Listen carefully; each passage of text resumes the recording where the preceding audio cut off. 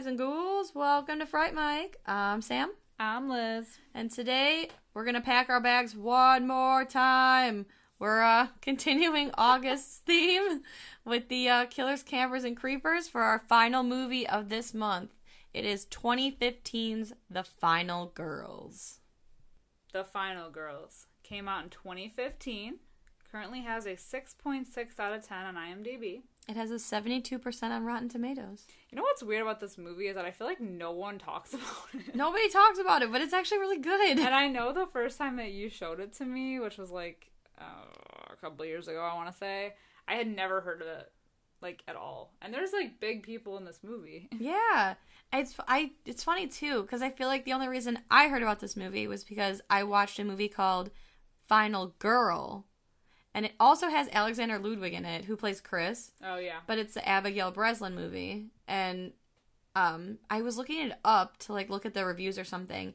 And I typed in Final Girl, and the Final Girls popped up below it. And I was like, what the fuck is this? And I saw it was for sale at Half Price Books is where I got it. Okay. So I bought it on a whim, and it was a win. Here we are. Yeah. Talking about it years later.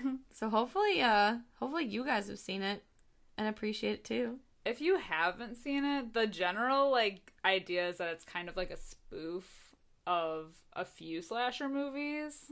Yeah. It's like a little melting pot of all Yeah. the 80s slasher movies. But definitely, what's the word I'm looking for? Like a spoof. Yeah.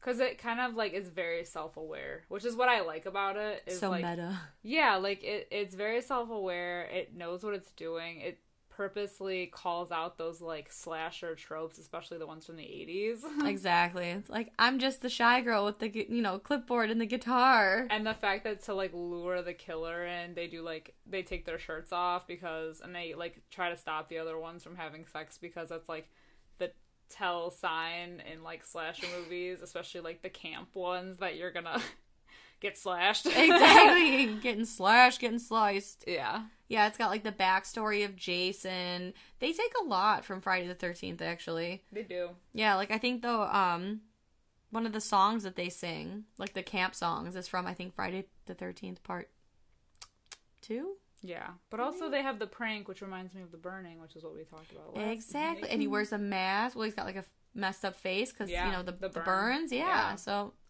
very Cropsy adjacent, I very, know. very Jason adjacent. Jason adjacent. Adjacent. I like that.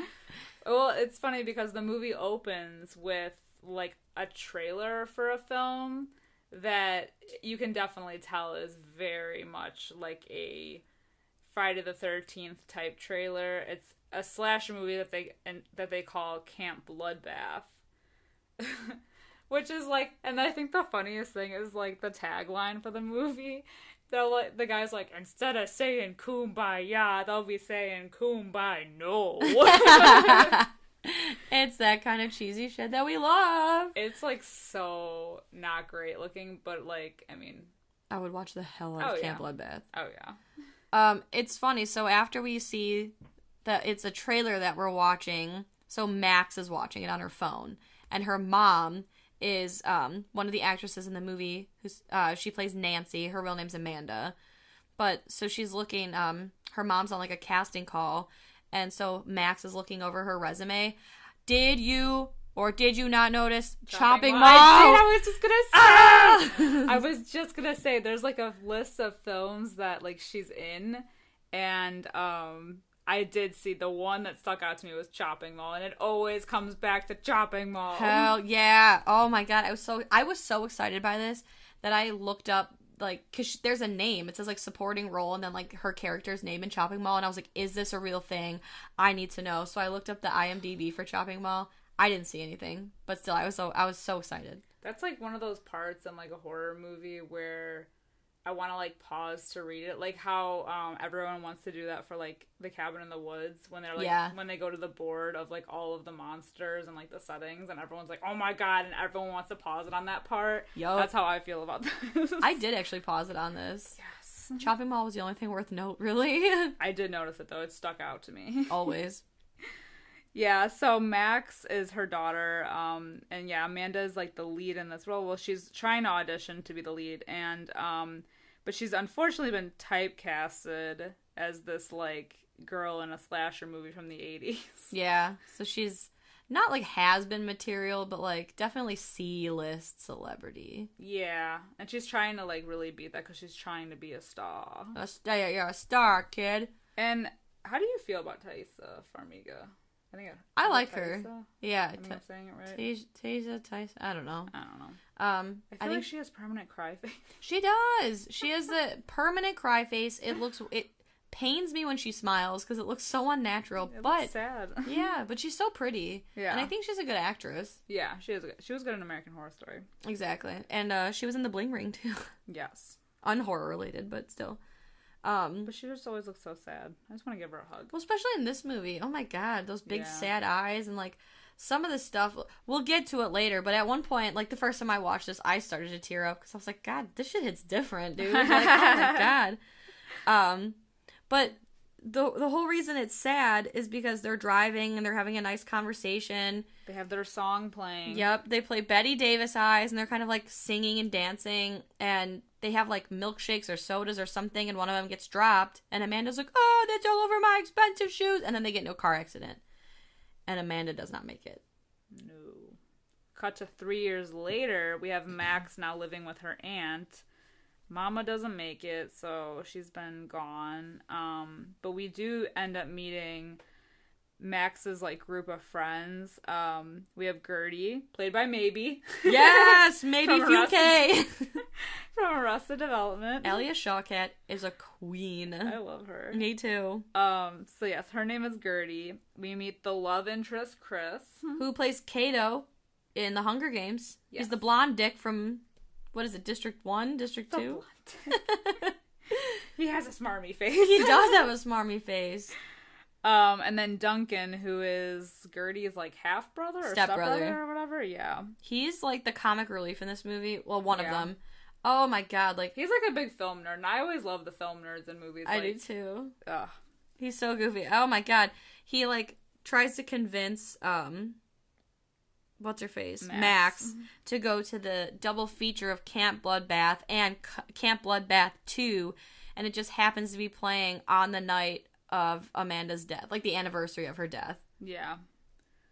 So after like begging and pleading with her, she's like, okay, fine, like I'll go, because he says he'll like help her pass classes. Yeah. And she's struggling because she's big sad. She bribed. Yeah. There's bribing. She'd been bribed. So they meet at the theater that night, and they're outside of it. And I just happened to notice, so there's like a bunch of movie posters in the back. Bram Stoker's Dracula is one of the posters, and Fright Night is one of the other posters. Old or new? Old. I know. I did not see Colin Farrell on that poster. You would have spotted Colin Farrell. I would have spotted him a mile away. 10 miles away, really. With my eyes closed. See our other episode of Fright Night. So Y'all know thirsty. what we're talking about. Grab yourself a pitcher of water. I know. Douse yourself. Colin Farrell, baby. So while they're like outside the theater, you know, Chris and Max are kind of chatting away, and up pulls in like a car Vicky, who is Chris's like ex-girlfriend. Mm-hmm. And her kind of boyfriend, new boyfriend. She ditches him so fast because she's like, oh, we just like happened to be here, and you know he was bored, and I was like, let's see a movie. And then once we're in the theater, they're like, oh, where's that guy? She's like, oh, I don't know, he like didn't feel well and peaced out. Yeah, he's gone now. You've been used. You got. So they end up starting to watch the movie, and they kind of play the beginning, and we learn that it's about a killer named Billy Murphy, and he died. That's not a very killer name. Yeah. Well, because don't they call him like Billy the Butcher? Yeah. Or something. Billy the Butcher. Yeah. But yeah, so they're watching this Camp Bloodbath, and they tell the whole backstory of Billy. What's his name? Billy Murphy. Billy Murphy. Yeah. But while they're in the theater, first of all, this is like a real liberal theater. I feel, because somehow this guy is just lighting up a cigarillo. Or something. I don't know. It's not like a cigarette. And the liquor bottle. The whole ass liquor bottle. Exactly. So someone lights up like a cigarillo. Then someone else is passing back like a whole fifth of vodka. and they drop the vodka or whatever it is, some kind of like liquor, and it rolls all the way to the front of the theater, causing like a little trail of liquor. Some kind of like Final Destination chain reaction. Yes, because then the guy ashes his thing, and the ash ignites the alcohol, and the theater goes up in flames. And so like the little group, they're like, oh, Duncan, is there an exit behind the screen of the movie theater? And he says yes. So they slash open the screen and they go into the, behind the screen, but they're actually going into the movie. What? So yeah, they wake up in the movie and they're kind of like in the middle of the woods and they're like not really sure what's going on. So it ends up there's like a yellow, what are they, like the Volkswagen van that pops up, and it basically like approaches them every 92 minutes. Because that's the runtime of Camp Bloodbath. Right. Which also is the runtime of the final Girls movie. Ooh, dang. Isn't that fun? That's fun. Yeah. Fun fact for y'all. Well, so this van with these counselors in it, it keeps approaching. The same girl asks them for directions. And they're like in this like continuous loop trying to figure out like what the hell to do, because they're like they don't know where they are, so they're just like looking for a ride. So by the third time they decide, yeah, we'll take you to wherever this camp is that you're looking for. We're counselors there. So they hitch a ride with them finally. I just love though Duncan is obviously like a huge nerd. He's a huge geek for these movies. He's like the #1 fan. The first time the bus or like the van approaches and Tina's like, hey, do you know the way to Camp Bluefinch? He goes, Tina, and then covers his mouth, and she's like, yeah. And then he just stares at her with like his mouth covering his hand, and she's like, okay. And they like drive away like fucking freaks. So yeah, the third time Duncan's like, yeah, we're actually counselors. We're gonna go to Camp Bluefinch too. So they get in the car. And so Adam Devine? What's his name? Sure. Yeah, sure. Yes. So he's in it. He plays Kurt. And his line delivery in every movie, so he's just funny. I think he's hysterical. And in this movie, he plays a counselor named Kurt. And so he's like, hey, where are your suitcases? Because your clothes, they're disgusting. They're disgusting. She's like, Vicky, she's like, oh, says the guy wearing the crop top. He's like, oh, what's up? What's up? He's like, are you guys poor? Is that why you don't have any suitcases? And they're like, no, we just pack real light. But I just love that he's like, oh, your clothes are they're disgusting.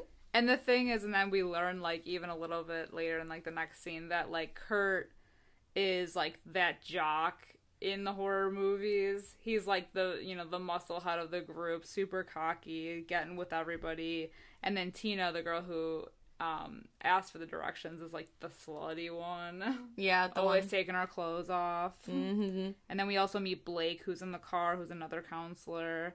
And then we meet Amanda, or no, her name's not Amanda. It's Nancy. But in real life, it was Amanda. Nancy, who is Max's mom, but it's young Nancy. Yep. And young Amanda. It's playing like Nancy. God. So fun fact: had you noticed that there is a Nancy and a Tina in this movie, and in Nightmare on Elm Street, yeah, it's Nancy and Tina. Yes. Oh, I did. It's really like it's making fun of these movies from like the 80s and stuff, but it's also like honoring them. Exactly. It's homage. Yeah. But yeah, so when Nancy pops up, Max is like, she's really having a rough time with it, because Nancy says to her like, oh, is this your first time being away from home? And she was like, she's kind of like, oh yeah. She's like, it's hard being away from your parents. And it's like, ooh, fuck.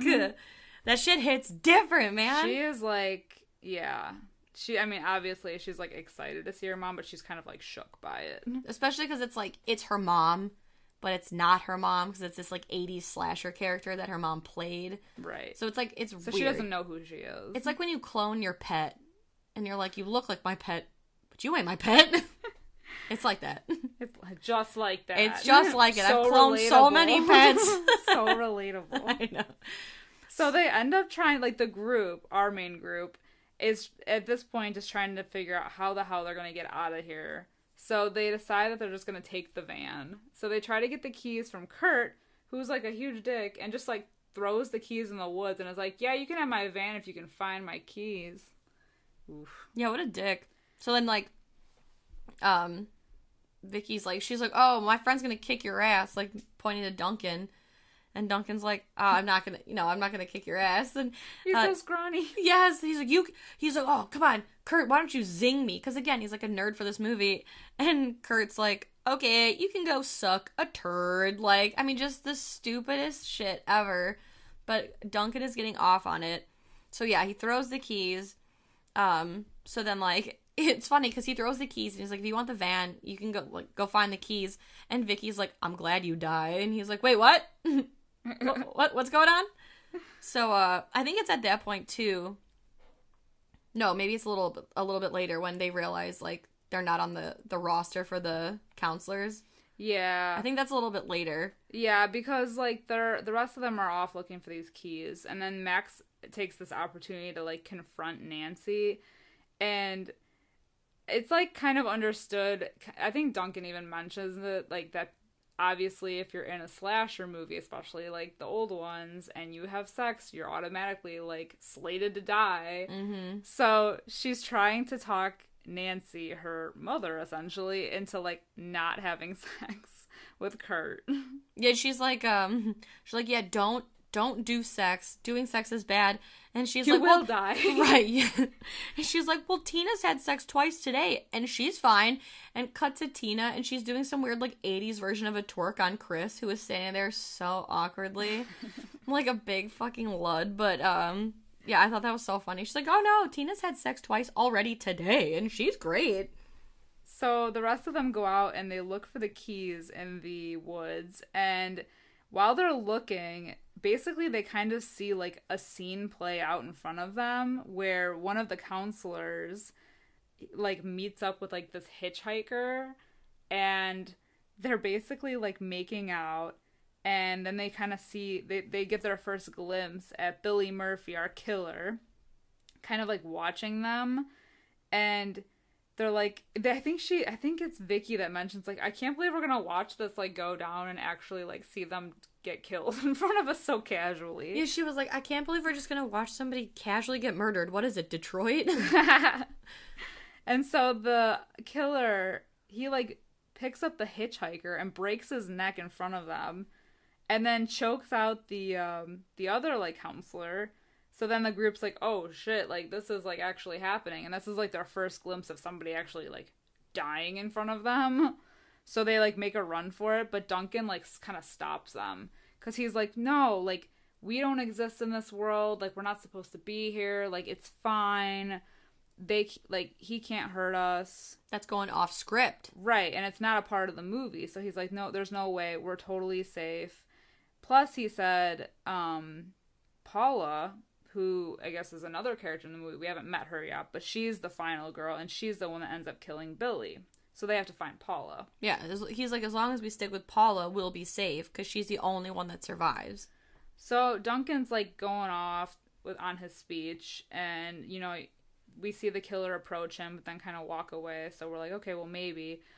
Cut to him getting macheted in the side. Yeah. By the killer. So now they know that they're not actually safe in this world. So they try to run away, but then they get stuck into that, like, the movie loop. The time loop. I did think it was funny, though. Even before, like, Duncan gets killed, he's, like, trying to, like, assure them, and he's like, no, it's not even real. I bet these people are walking around with, like, corn syrup in their veins, you know, because it's a movie. Yeah. And he licks the blood. He's like, oh, that's real blood. Oh, it's disgusting. Yeah. Oh my god. Yeah, so anyway, Duncan is dead. And that's when they kind of discovered, like, oh, like, because we're stuck in this loop, like, the movie won't let us leave. So they have to ride out all 92 minutes of this slasher fest. Who's the real villain in this movie? Honestly. I mean, come on now. But, so they're stuck in this loop. They're literally, like, they literally show the scene where they're trying to run away. And they end up going in circles. And they show the same scene of, like, the count, like, it's Tina and Blake. Yes. And they're just like, oh, you came back. Oh, you came back. Oh, God, it's horrible. And they realize, like, that they just can't get away.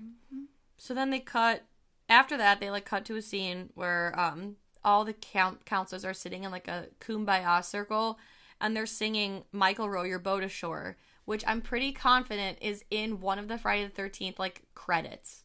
I'm pretty sure. I'm gonna do my research on this after. I should have done it before, but I'm pretty confident.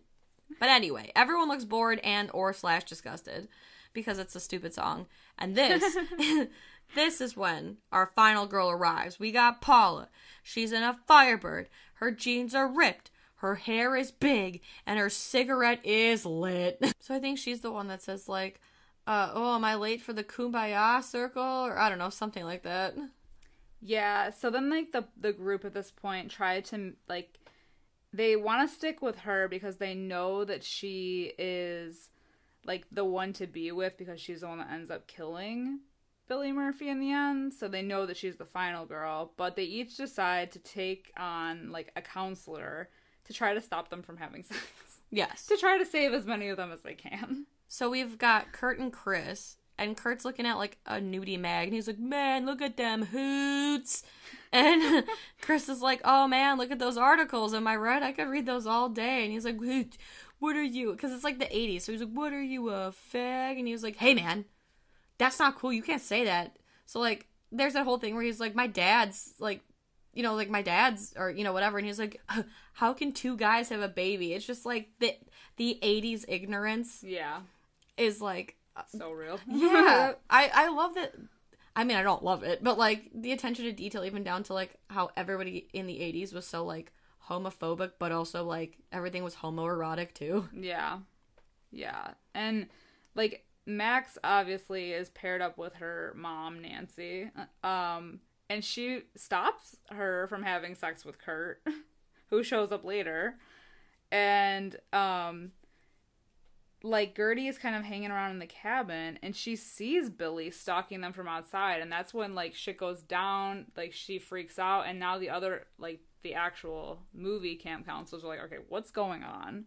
Because they're all acting weird, but Nancy ends up telling them the legend, which is a kind of a cool scene, because they do, like, a flashback, but, like, our group can see the actual flashback happening. Yeah, like, the scene starts, like, the ceiling starts to drip, like, real slow. It looks like an oil slick painting, or, like, I don't know. Like, yeah, like it's melting. Yeah, like it's melting, and it turns black and white, and, you know, it says, like, summer 1957, but, like, our characters, like, are able to step over the letters because it's, like, part of the scene. Right. And they see, like, the flashback, of, like, the prank on Billy Murphy, and it's, like, you know, they talk about, like, oh, they say Billy killed 8 counselors, and they show, like, him, like, slashing one of them, and the blood splurts on, like, Gertie's face.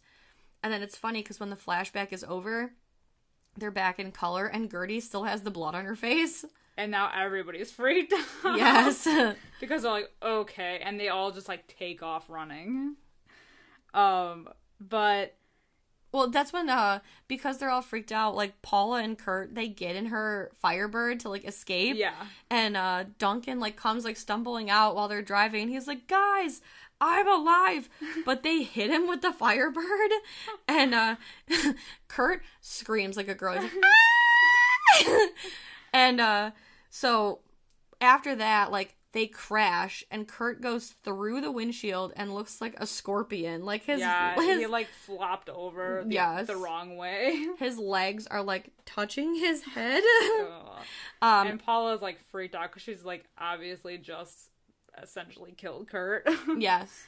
But then they're like, oh, Paula, stay where you're, like, we're gonna come get you. And then her fucking car explodes. So, sealing the deal. Right. On Paula, our final girl. So, a final girl is no longer the final girl. Yeah. So, because of that, they all have to, like, have a nomination as to who's gonna be the new final girl. And it's funny because, like, while this is going on, they show Tina, and she is dressed in so many clothes because she's supposed to do a striptease at the slumber party that they're having later, and she's like, why does he hate my boobs? Like, doesn't understand it, but, like, I just like that they have this, like, whole meta discussion about how they're in a movie, you know, and how, like, they have to keep her clothes on because he's gonna come after her if she's stripped, you know, and, like, They explain, because the other counselors are, like, confused as to what's going on. So they finally do explain to them that they are in a movie, that their characters are not real. So it's, like, a very, like, existential conversation, too, because they're like, well, I'm not real. And it's like, no, you're real, like, in the scene. Like, you're real. So you're real. But you're not real. It's like a mind fuck. But so they end up having to nominate a new final girl, and they say that since Max is the only true blue virgin, she has to be the final girl. And he has to steal the machete and chop his head off. Yes. Which is what Paula did, apparently. It's funny because Nancy offers to be the final girl. Well, it's not funny, but she's like, oh, I'll be the final girl because I'm a virgin. But Vicky's like, it's not in your DNA. You're just like the shy girl with the clipboard. And she runs off. And her and Max had this, like, whole heart-to-heart. Yeah. And that's, like, the first time I watched it, this is where I, like, teared up a little bit. Because it's, like, this... single man tear. Exactly. Grazed your cheek. Me, the first time I saw the Grand Canyon. But, yeah, so that was, like, really sad. And then they return to the camp. And then they come up with Operation Booby Trap to kill Billy. They use Tina as bait. Oh. Yes, because the boobies. Because the boobies? Because the boobies, yeah. I feel like it was. That's a pun. I didn't even think about that till now. That's an 80s pun. But that. Yeah, they basically like use Tina as bait and they home alone the fuck out of this cabin. Also, Tina eating the Adderall. Amazing. Oh my god. Yes, so we should mention Vicky brought Adderall, which she had on her, and so earlier Tina's like, "What's this?" And she was like, "Oh, it's nothing. It's vitamins. Don't take those. Those are not good for you." Well, they have Tina essentially with, like, oven mitts taped to her hands so she can't, like, take her clothes off. Yes. And somehow she, like, gets the bottle unscrewed and she takes all of the Adderall. Like, all of it. Like, 40 So she's pills. just like... She is wired. But they decide to use her as basically, like, bait to lure Billy into the cabin. So, of course, they lure him with rock, and then Tina does, like, a whole striptease. It's to pour some sugar on me. Yes. It's amazing! And she is, like, so fucking Adderalled up. She admits she's eaten, like, 30 Addies at this point, and she is fucking... Yeah! She is tweaking, but she's like, I got this!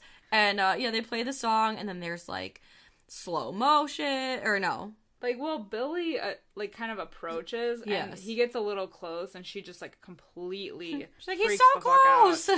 And just books it in the other direction and falls face first on that bear trap. Because she trips on the wire. Yeah, her head is exploded in that bear trap. Oof. Like a goddamn watermelon. Ooh. But then Chris was like, cut the rope! And Gertie and Blake, they cut this rope, which is connected to a thing, like a heavy thing. Like a giant swinging pole. I didn't know what to call it either. I'm like, it's a swinging pole. Exactly. Like the one from Home Alone. It's like a battering ram. It's like a log, yeah. Yeah. A battering ram, yeah, that's what it is. And it, like, knocks him into these, like, deer horns? I don't know. And it, like, impales him. It's supposed to kill him. But it doesn't, because it's an 80s slasher. So then they're shooting him with, like, flaming arrows. But he just keeps coming. Yeah, he ends up killing Blake when he tries to retrieve the machete from him, so he gets impaled. And the fire arrows don't really stop him because, again, slasher movie. Mm-hmm. Jason Voorhees adjacent. Of course. And they run upstairs, and Billy ends up pinning Vicky and Gertie down by, like, knocking over a bookcase on top of them. And because they're, like, stuck underneath there, he ends up impaling Gertie, which is kind of sad. I know, because I love her. She deserved better. I know. And, like, Max has to watch the whole thing go down. They're, like, besties, and it's just sad. But Vicky comes through because she decides to be a good person for once. Yeah. And she's like, you guys go. She ends up pulling this, like, rope connected to, like, a bucket and, like, rains down this, like, I think it's gasoline. It's gasoline. Yeah, because it ends up landing on him, on Billy and them, and it just causes this, like, massive explosion. But then, because it's an 80s slasher, Billy jumps from the window, and it's slow motion as fuck. And in the scene, it's slow motion, because Nancy's like, what's happening? And Max is like, it's slow motion. So it's really cool because then it leads to like a chase scene where it's all in slow-mo and it's got this cool like 80s synth music playing. I fucking love this scene. But then they like are running through the forest and they jump into this like water. Yeah, they're like stuck in a ditch and basically they're like cornered. Yeah, but this is when the slow-mo stops. Yeah, and so they're like, okay, they kind of tell Nancy, like, okay, go back to the story because if we get back into, like, flashback mode, maybe we can, like, take him with us there since they can go, and maybe they can, like, figure out a way to, like, leave him there so that they can get away.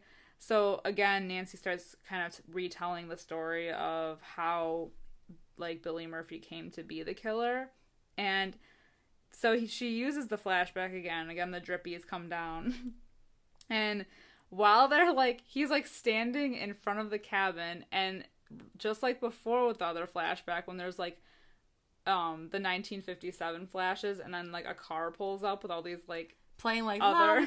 lollipop, yeah, like, these old counselors, they, like, hit him with the car. Yes, it's amazing.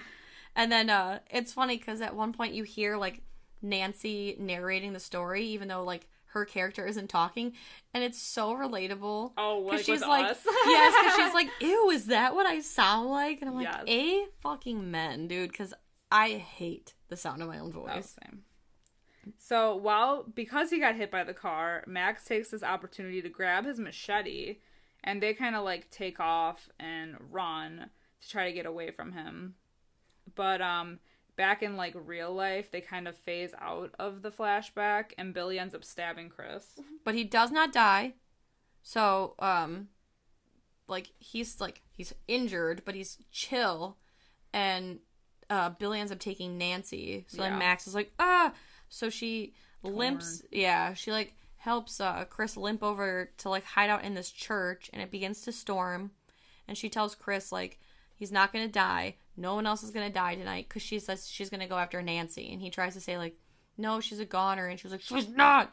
So she tells Chris to, chill out for one fucking minute. And then she goes after Billy and Nancy, armed with that machete. And they're like, she ends up in, like, an old house, which I guess Billy was, like, squatting in the whole time. Squatters' rights. But there's like a big standoff there where she ends up fighting Billy, and then Nancy kind of wakes up and comes to, and then she's fighting them. But Max ends up getting stabbed by him, and then Nancy ends up stabbing Billy. So they both kind of get away while he's down for the count, and they run back to the church. And poor Chris is, like, in the corner bleeding out. He's like, it's fine, guys. It's whatever. Take your time. Well, they have this, like, moment for a while, like, Nancy and Max. Like, Nancy decides that, like, she has to be the one to sacrifice herself and be the final girl because she's the one that doesn't really, like, she belongs in that world, and it has to be her. Which is really sad, because, like, earlier in the movie they come up with this plan where, like, well, if Nancy's alive at the end of the movie and they get to get out, then she'll get out too. She'll come with them, and then Nancy can live, like, a whole life, because they have this whole conversation. So it was always, like, the plan to get Nancy out, and now at the end, with Max being injured, she's like, I can't, Nancy's like, I can't be the final girl. Or, Max can't be the final girl because I'm alive. So I have to sacrifice myself so you can be the final girl and kill Billy. So Max's whole plan is it's crushed. Tarnished. It's crushed, like, my feelings. So, but this scene is, like, weird. So it is. There's, like, a red sky with lightning all of a sudden. Yeah, it's, like, super weird. And then Nancy, like, goes outside, and Betty Davis Eyes is playing again, and she's, like, strip dancing to it, but she's looking at Max. So it feels sensual. Very sensual, yes, I'll say that. It's weird. It's weird. But anywho, Nancy dies, and Max gets the final girl juice. It's like fucking power up in Mario. It reminds me of Scott Pilgrim. I don't know why. Definitely. So yeah, she she drinks that final girl juice, and she's like, let's do it. And Chris gets a boner from the corner. Oh yeah. You could tell. They have them. I wrote, they have themselves a knife fight. Because I just, like, when I was watching this, I said it's like fucking Kill Bill. Yeah. Volume 1, which is like, we dress all in black and we have ourselves a good old-fashioned knife fight.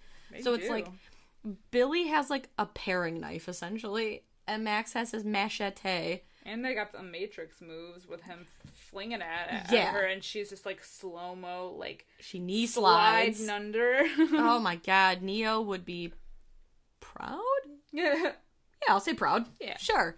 But yeah, she does this like fucking Matrix slide, and then she cuts his head clean off. Clean off.